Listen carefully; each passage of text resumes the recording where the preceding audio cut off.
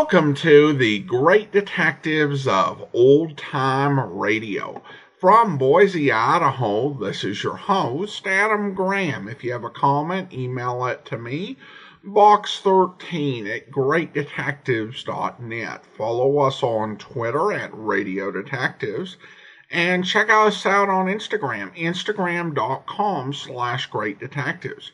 I do want to encourage you to check out our other podcast as well. And you can enjoy the Old Time Radio Superman show at otrsuperman.com. Over the past year or so, we've been working to restore all of the lost episodes of the podcast that got deleted in a server error.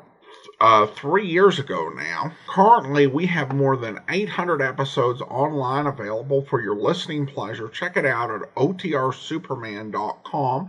And we are adding 2 episodes per day, Sunday through Friday, and that'll continue during the whole month of August. Check that out at otrsuperman.com, and you can check out all my other podcasts over at greatdetectives.net, and just click the links over along the top. Well, now we're going to get into an episode of Nightbeat. Nightbeat, of course, followed the adventures of Randy Stone, played by Frank Lovejoy, and his adventures covering nighttime news for the Chicago Star. The story comes during a time when episodes are very sparse. This is the first episode that we found for the period between December 28th, 1951 and May 1st of 1952. And it's only the 5th episode available of the 41 episodes that aired between July 13th, 1951 and May of 1952. So only the 5th episode of 41 out there. The original air date is March 7th, 1952, and the title is Gusher James. Night Beat.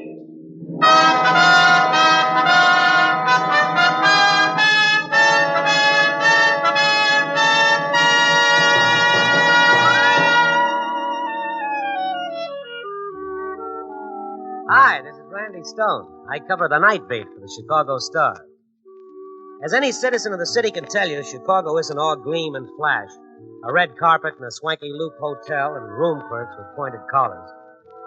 You'll be more likely to find your human interest packed away in the less publicized neighborhoods, in the lives of quiet desperation far back of the Gold Coast, in the gin mill and the clothesline lives, in the lives of poverty and violence. So that's where I usually head in search of the harder-hitting yarns. To the slums, to the tenements, and to the back alleys. But not tonight. No, sir, there are no slums tonight. Tonight I leave the tenements to the city council and the back alleys to the cats, the rot gut to the tramp lushes. Tonight I'd like to present the wildest, fightingest, toughest caricature of an oil king from the broad and healthy state of Texas. None other than the gun-toting, bronco-busting, rootin', tootin', shootin', 10-gallon, spurred, saddle-walking bank account known by the handle of Gusher James. But for all its western color, this is no stagecoach dramer. Instead, it began only 3 weeks ago, far from the Texas prairies, in a barren visitor's room of Statesville State Prison in Joliet, Illinois. Mr. Stone? That's right, Mr. Barkley. Here, sit down. Huh? Oh, yeah. I never thought you'd get the letter. I got it. Never thought you'd answer it, even. I've sent so many letters, and they don't bother to answer most of them. I got it day before yesterday. I took the train down. Oh. I thought even if you answered the letter, you wouldn't come all the way down. It's no trouble, Mr. Barkley. You remember the trial? Well, I remember reading something about it. He was killed in Chicago. That's all I could recall before I looked into it. Yeah, killed in Chicago, yeah. That's why they sent me here. Matter of jurisdiction, they said. Mm-hmm. I suppose you get lots of letters like mine. I suppose every Tom, Dick, and Harry writes letters to lawyers and the governor and people like you telling them it was all a frame, huh? I suppose you get lots of letters like that, huh? Well, not too many. When I do, I investigate. Yeah, well, I sure appreciate you coming down. Well, The reason I wrote you, we get the Star down here, and I read it every night. I like what you have to say. I thought you'd at least like to hear the story Maybe write about it? I wrote to so many people. Maybe 1, 2 come down. They promise, but they never come back. Mr. Barkley, I read your letter very carefully. I read the transcript of the trial, all the testimony, the depositions, the opinions. 2 eyewitnesses, Mr. Barkley, they both testified they saw you shoot Mr. Furness. Paid off, Mr. Stone. Bribed into perjury. $30,000 a year for life, each of them. $30,000 a year for life. Paid off by whom? The killer. The man who shot Furness. James, Peter James. They call him Gusher. Oil King. Yeah. Some national magazine a couple of months ago, they did a big story on him. Paid off the witnesses. How do you know? He tried to pay me off. Said he'd pay me more for staying in prison than I could make on the outside. I told him, look, Mr. James, I said, I got no family, no friends. What good would $30,000 do me in a prison cell if I'm here for 40 years? I'd be an old man, I said, Mr. James. And he laughed. And he said, I don't know why I offered it in the first place, he said. It's silly, a waste of money. 2 eyewitnesses and you're cooked.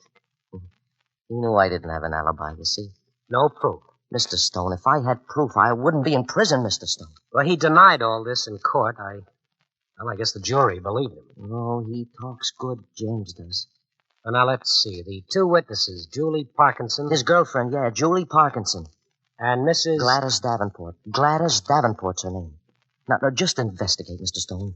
Just do a routine investigation, that's all. You tell me how Mrs. Gladys Davenport got such a big house, such a beautiful home in Winnetka.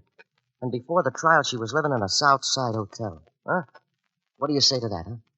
It's worth looking into. Well, her husband wasn't rich before he died. A small-time contractor left her nothing. I know the woman. I read in the paper she's invited James for a big party next week. Sure, she invites him to a big party. He pays for it. $30,000 a year for life. I'll do my best, Mr. Barkley. Yeah, you look into that, huh? You'll see what I mean. It'll take a little time, but it's worth looking into, Mr. Stone. And let me remind you about this type of man. James once said to me point blank, he said, Barkley, I want to tell you, he said, with enough money, a man can get away with murder. To my face, he said that to me. Well, he's wrong, Mr. Stone. Because you just can't pay off everybody. I'll be back in a few days, Mr. Barkley. I'll let you know what I found out. Thank you, Mr. Stone. Thank you very much indeed.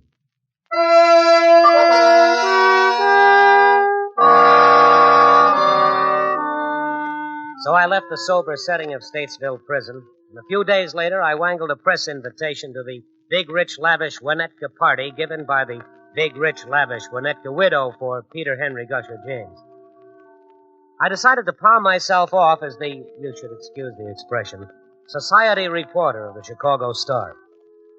I pulled into the drive, flashed my press card at the doorman, and bounced in. The colonial mansion was alive with brilliant light, tuxedoed social lions, and emaciated women in padded gowns. I grabbed myself a martini from a loaded tray, and I ambled toward a 6'6" apparition in boots, white cowboy hat, and, so help me, a calfskin shirt. I wasn't 4 feet away from him when he drew his 6-shooter, waved it in the air. I flattened against the wall. Oh, whoa! Whoa there! It's all right, ladies, just blank. All right, now, ladies and gentlemen, quiet, please. It is at present my great privilege to propose a toast. Here's to the loveliest widow lady in the greater metropolitan area. To our hostess, Miss Gladys Davenport, to whom we owe this magnificent and wonderful evening of fun, joy, merriment, and pleasure. So drink up, everybody, huh?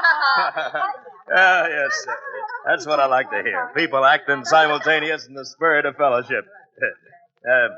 Say, brother. Me? Yeah, you. I didn't see you enter into the fracas. You just stand there and gawk. What are you gawking at? Well, I like to see these people all acting simultaneously in the spirit of fellowship. Well, grab a glass and start guzzling, brother. You're falling behind the temper of the crowd. Thank you. Maybe I will. I didn't catch your name, brother. Randy Stone. I'm with the Chicago Star. What's that? A newspaper. Well. Yeah. Pleased to meet you, brother. How are you, Mr. James? Oh, now that riles me. People calling me Mr. Gusher's my name, and that's what I want people to call me. How are you? Pretty well. Why, you above shaking hands? Not at all. Well, put her there. Wow! You don't grip so good, do you? I swear you boys of the northern counties just don't know what a real handshake is. I know now. Shaking hands with the Chicago fellas like handling dead mackerel. Yeah, no offense. No. Tell me, Gusher, what are your plans? Financially, maritally, or humorously? All and any. You going to quote me? Oh, not if you don't want me to. Oh, sure, I want you to quote me. Man don't want to be quoted shouldn't open his yap, you know? I never say anything that can't be printed on page 1, column 1. Oh, sure, you can quote me, brother. All right. Now, what was the question again? I just wondered... Pardon me, I'm falling behind the temper of the crowd. Hey there, Butler, would you pour me one of them too, please? That's a good boy. Yeah. Sling me that question again, will you? Your plans. Oh, yeah.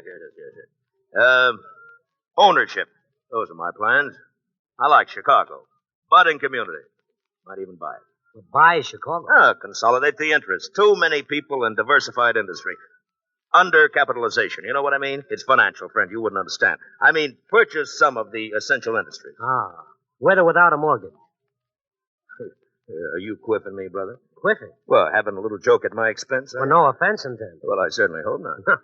You married? Yeah, personal questions, brother. Don't overstep your bounds. I'm sorry. It happens that I'm engaged. The girl sings. Voice like a nightingale. Yeah, I'm in love, brother, and you can quote me. Hey, would you like to hear her sing? All right. Julie, honey, we've got a request for you to sing, honey. Folks, everybody, quiet, please. Julie's going to sing. Ain't she gorgeous? Very pretty. Oh, a cow's pretty, brother. That girl's gorgeous. Very lovely. Now, don't run counter to me, brother. Red River Valley, honey. She sings Red River Valley. Without any music or anything? Oh, honey, you don't need music. Just sing it, that's all. Now, come on. Quiet, everybody. Now, quiet down. Now, come on. From the valley, they say you are going. It's my little bird. I will miss your bright eyes and sweet smile. Who says she's tone deaf? But remember the Red River Valley.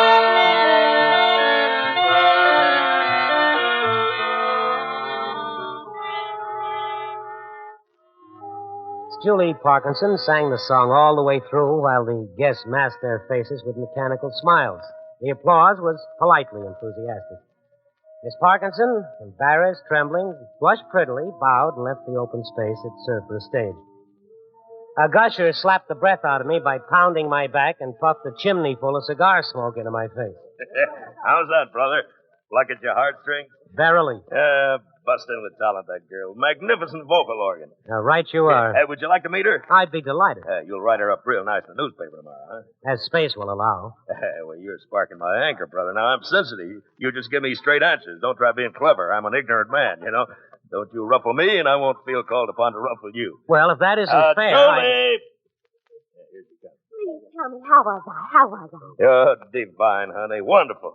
This here's, what was your name anyhow? It always slips in my mind. Stone, Randy Stone. Yeah, that's right, Randy Stone. Well, this is Julie. How do you do? How was I?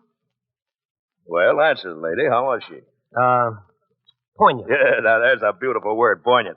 You are undoubtedly the most poignant singer I ever heard. Gusher brought the radio station in Chicago yesterday just so that I could sing on it. Yeah, it's about time she had an outlet. Which station is that? Oh, W something, I don't... hey, Butler! It's awful dry down this way. He's a stuffy old buzzard, slow on the pour.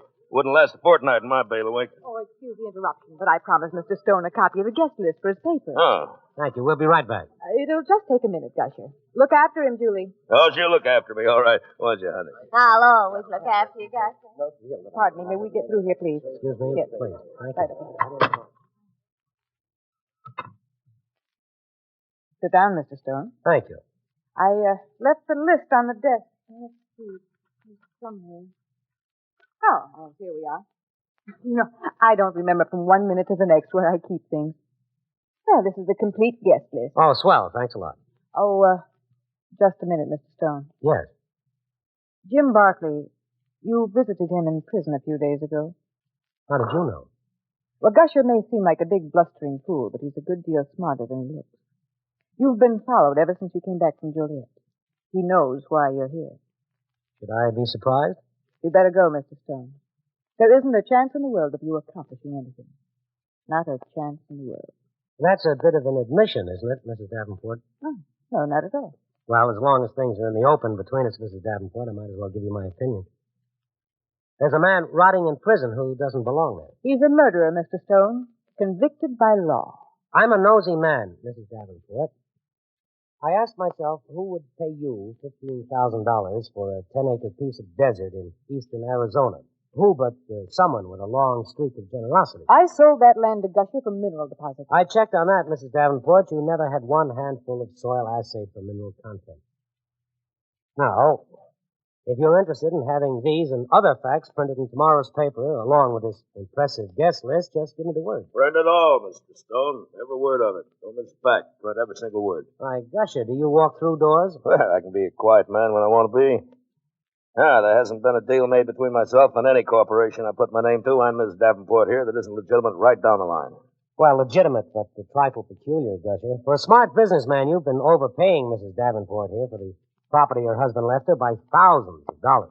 Gladys, I think this young man needs a lesson in practical journalism. Why don't you go out there and entertain your guests, huh? I've got some business with Mr. Stone here.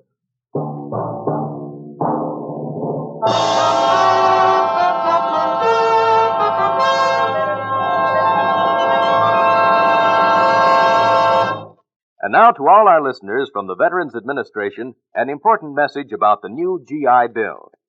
After you become veterans, many of you may want to study at school or college under the training provisions of the new GI Bill. Your goal may be purely educational, such as getting a degree, or professional, such as becoming a lawyer, or vocational, like preparing to be a machinist or a plumber. Choosing the goal you intend to seek is, within certain limits, strictly up to you. You may select your own field of study, and if it's willing to take you, you may pick your own school. Now, courses that you cannot take under the new GI Bill are those commonly considered as avocational or recreational in nature.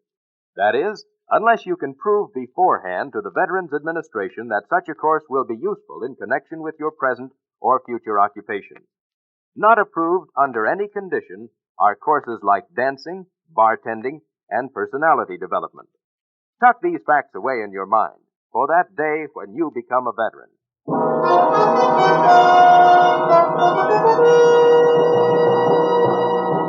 And now back to Night Beat and Randy Stone. If Gusher James was really guilty of murder, I was on the lead of one of the nicest payoffs in recent history. The story I dug up threw a few rays of light on a heretofore rumored story of a killing with two heavily banked eyewitnesses and a guy named Barkley who was rotting in prison for a killing he said he didn't commit.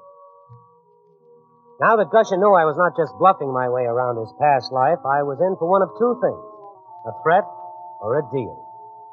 Knowing Gusher's philosophy that if you have enough money, you can commit murder with impunity, I was prepared for the best bribe in the business. Tell me, Mr. Stone, how much do you make a week? Well, that's my business. Well, you seem to be so interested in Gladys Davenport's income, I thought I'd express an interest in yours. Well, then you can find out about mine the way I did about hers. Dig for it. Well, there's no need to get nasty about it. I swear, you got real gall, brother. Come to the point. Tell me, how would you like to set up a little newspaper of your own someday? That appeal to you? So what do you think? I got a newspaper in a middle-sized Texas community, but, I never have been completely satisfied with personnel. A small town thinking, indecisive, no imagination. Needs a man to take over, Man with ideas and ideals, man with experience. Man like yourself. Editor-in-chief? Editor-in-chief. A percentage deal? 25% over and above salary. Stock transfer. Contract for 7 years? As long as you say. No soap. Now listen, brother, Look, I hate editing. Sit behind a desk shuffling through news reports, office work.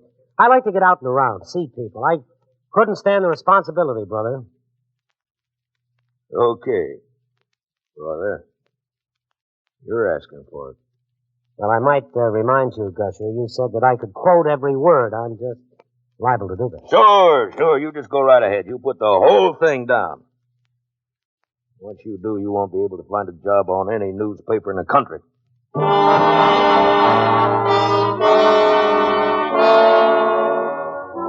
Gusher's lesson in practical journalism wasn't too frightening. I've heard the so-called men of influence spout before. In 3 minutes, I was in shirt sleeves wrestling with part one of what I planned as a hefty series on Gusher, King James. By midnight, the sarcasm was flowing thick and fast around an impressive number of names, places, figures, and facts. And then came the surprise. At paragraph 6, the city room door opened, and I beheld the silhouette of a woman. She approached my desk self-consciously, hands folded in front like a little girl about to ask teacher if she can go out and get a drink of water. It was Julie Parkinson. Mr. Stone?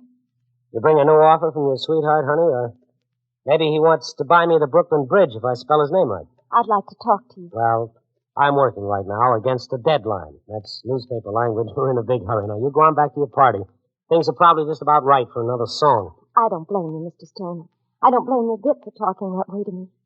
But I didn't come here to bribe you or threaten you. In fact, Gusher doesn't even know where I am. Mm-hmm. All right, what's the pitch? He's really not a bad man, Mr. Stone. Really, he's not. Oh, I see. This is the sob act. Look, Miss Parkinson skipped the whitewash. I know the routine. Underneath the grisly old exterior beats a heart of pure platinum. You don't understand. Well, I guess I don't. Explain. Well, I'm here to tell you the story, Mr. Stone. The real story. Not the rumor, not the hearsay you're going to create. All right, go on. Mr. Stone, you were right. Barkley didn't kill Furness. Gusher didn't either. I did. I see. He was protecting me. I wanted to tell you first before you printed that article. Mm-hmm. And just how did you do it? I shot him. I was in love with Furness, and he was going with another woman, see? Where'd you get the gun? One of Gusher's. I see. Furness said he didn't love you and you shot him. That's right. Gusher found the body and you with the gun and decided to frame Barkley. Mm-hmm. Gusher paid off Gladys to keep it quiet. That's it. That's it entirely. I'm sorry. What do you mean? It doesn't check with the facts. It's the truth, Mr. Stone. Miss Parkinson, in the 5 years that you and Gusher have been going together, how come you haven't gotten married? Gusher's always too busy. But we will soon. Might find it a little bigamous out on the day you do. What do you mean? Well, you know what I mean. Gusher's already married. Happened June 4th, 1946, Gulfport, Mississippi. What? That's a lie. Oh, now, don't tell me you didn't know. A dirty lie. That's a lie. A lie.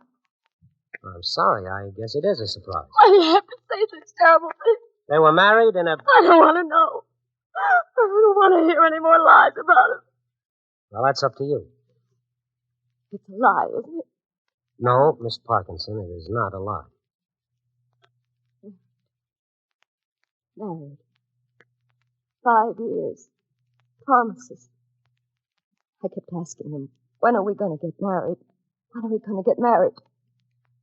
5 years he's been promising me as soon as he gets back from New York or Europe or the other places. I thought he's got to marry me sometime. He loves me. I know he loves me. And all the time he was married to somebody else. He was lying to me. Every minute of the time, lying to me. Lying to me.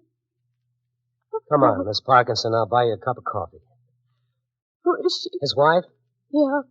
Her first name is Joanne. I don't know where she is right now. I didn't have time to check that far. Now, come on, let's get that coffee. Gusher was in love with me. I know he was. He wouldn't have killed for me.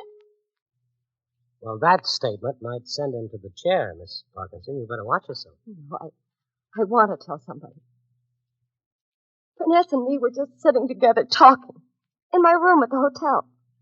That's all Harry Furness was doing, talking to me. And when Gusher came in, he was drunk. He said terrible things to me. Then, like he always does, he pulled out his gun, like a little boy playing cowboy. Go on. And he started saying things to Harry that were awful. Harry got mad. Gusher got mad, too. He shot him. Then Gladys came in. You know that big place she's got?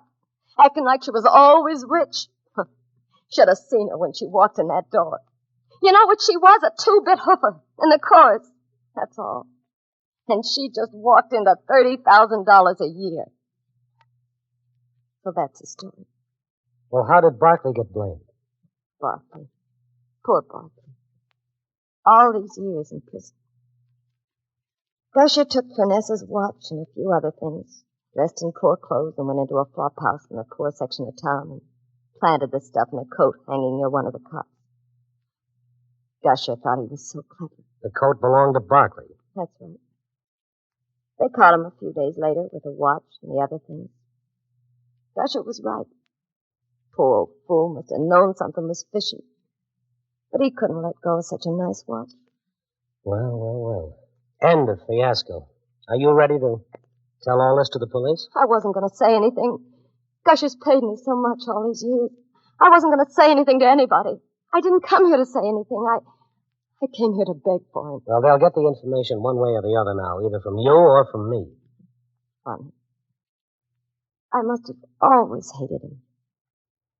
Money can do anything, he always said. I guess it can. He bought everything but me.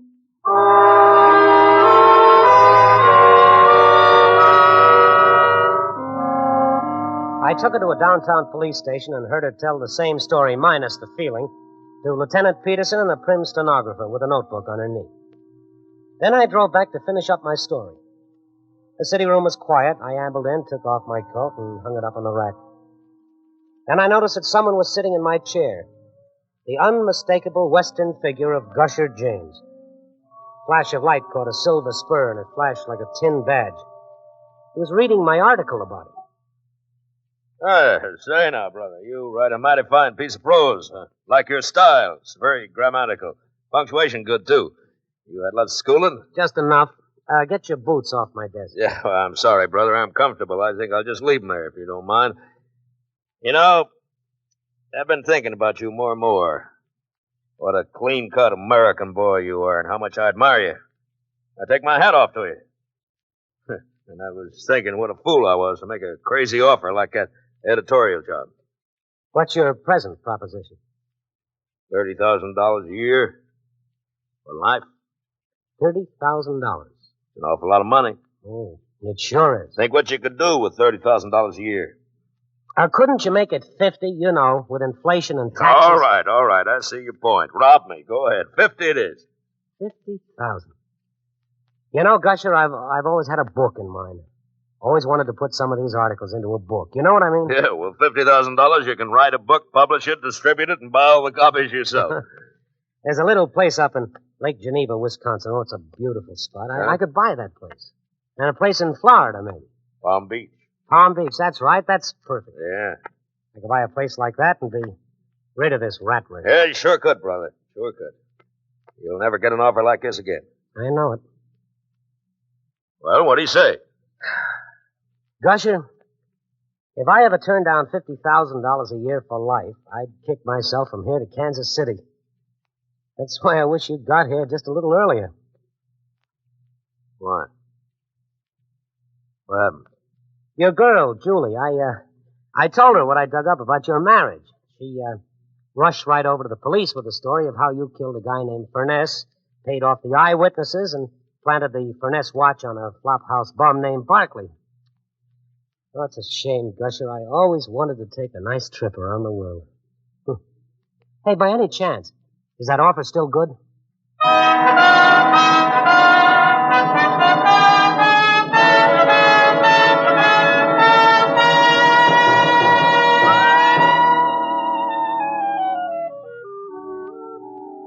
He didn't answer. For once, the great Gusher was silent.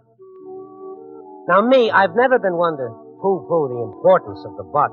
Without it, you don't eat, you don't sleep, you give up shorts, shirts, suits, and you don't romance that favorite girl. Not for long, anyhow. But still in all, there are at least 2 items the First National Bank would rate well beyond its present purchasing power. One is a woman on the warpath, and the other, a man who isn't free. Copy, boy.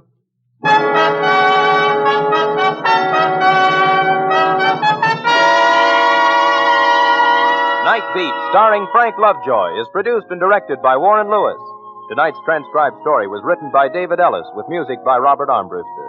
The part of Gusher James was played by William Conrad.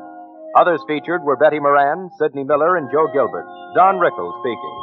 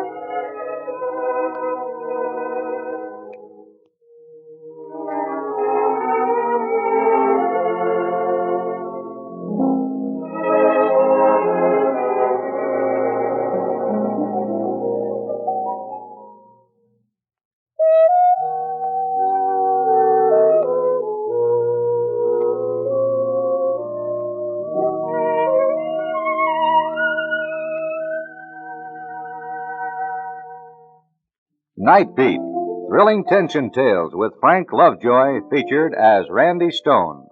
Listen again next week for another thrilling adventure of Night Beat. This is the United States Armed Forces Radio Service.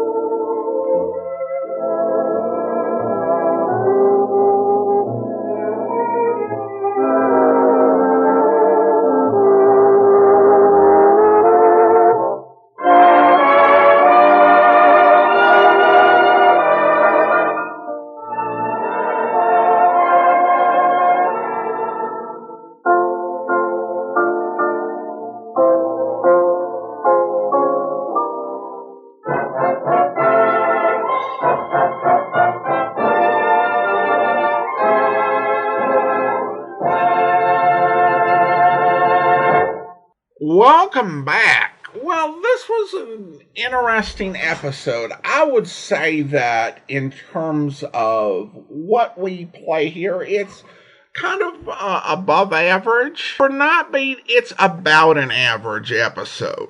William Conrad gets to play Gusher, and I think does a reasonably good job. Again, there were better scripts for Conrad, but he really does capture the main points of Gusher Jane. The episode is interesting because of the way that Randy's ultimately able to squeeze Gusher at the end, just to find out how desperate he would be to avoid the jail time. The moral is simple, but I think good. The idea that you can't count on people just to protect you forever. At some point, there's going to be a day of reckoning, and justice will be done. I also did like the music that the Armed Forces radio service used on the episode, because for an episode like this, they'll replace the closing theme with commercial and instead replace it with music that doesn't call to mind a specific sponsor. They made some great selections on this. The end part was a bit generic, but I think the rest of it really captured the mood of Night Beat and of the city as portrayed in this episode and the series as a whole. Again, so excited to bring you some previously uncirculated episodes, and hopefully there'll be more. Well, now it's time to thank our Patreon supporter of the day. Thank you to Jennifer, Patreon supporter since May 2016, currently supporting us at the Detective Sergeant level of $7.14 or more per month. Thank you so much for your support. Jennifer, thank you so much for your support.